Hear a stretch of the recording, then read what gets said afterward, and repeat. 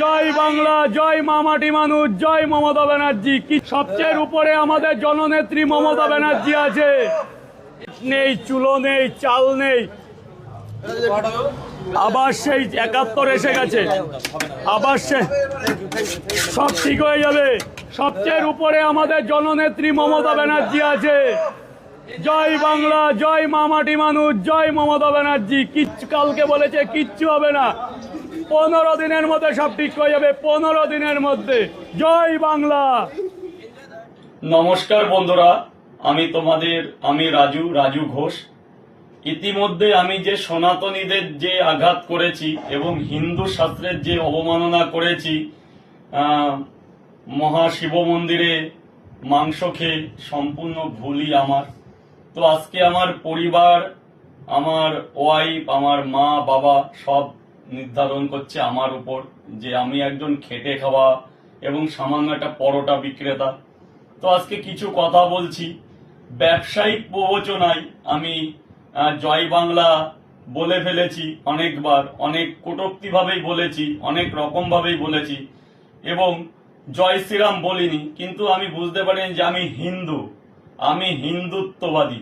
আমি হিন্দু হয়ে জয় শ্রীরাম বলিনি, কিন্তু আজকে আমি বলছি জয় শ্রীরাম, জয় জয় শ্রীরাম, জয় রামলালা। তো আজকে আমার হাতে আছে শ্রী ভগবদ গীতা, যার অবমাননা করার দুঃসাহস যেন আমার কোনোদিন না হয়। আমি এই গীতা ছুঁয়ে বলছি আমি হিন্দুত্বের মান রাখবো এবং যখনই আমার কর্মকাজের মধ্যে থেকে টাইম পাবো আমার গীতা পড়ব। গীতার অনেক রকম শ্লোক আছে, অধ্যায়ন আছে, এগুলো পাঠ করার চেষ্টা করব।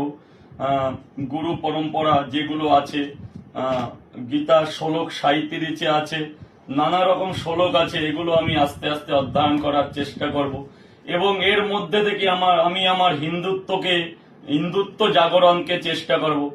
আপনাদের কাছে বিনীত নিবেদন করছি, প্লিজ আমার প্রতি যে আক্রোশ, যে ক্ষোভটা আছে সেটা বন্ধ। নিজের ভাই, বন্ধু, সন্তান হিসেবে আমাকে মাফ করে দিন এবং পুনরায় আমাকে আমার কাজে যেতে দিন, কারণ আমার প্রতি 7টা লোক ডিপেন্ড করছে। আজকে আমি দীর্ঘদিন কাজ বন্ধ, আমার জায়গাটা আপনারা ফিরিয়ে দিন, যাতে আমি কর্ম করে এই 7টা আমার আনন্দে না, আমার 7টা লোকের আনন্দই আমার কাছে অনেক।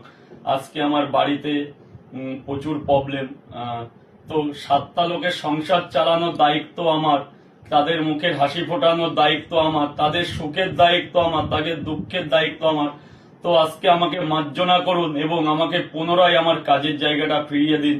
প্রত্যেক সনাতনী ভাইদের কাছে আমার বিনীত নিবেদন থাকলো, আমি এই গীতা ছুঁয়ে শপথ করছি, এর উপরে আর কিচ্ছু নেই পৃথিবীতে। আমরা পৃথিবী ছেড়ে চলে গেলে এই জিনিসটাই আমাদের সাথে যাবে, এই জিনিসটাই কিন্তু আমাদের সাথে দেবে। তো আমাকে মার্জনা করুন এবং পুনরায় আমার জায়গাটা ফিরিয়ে দিন।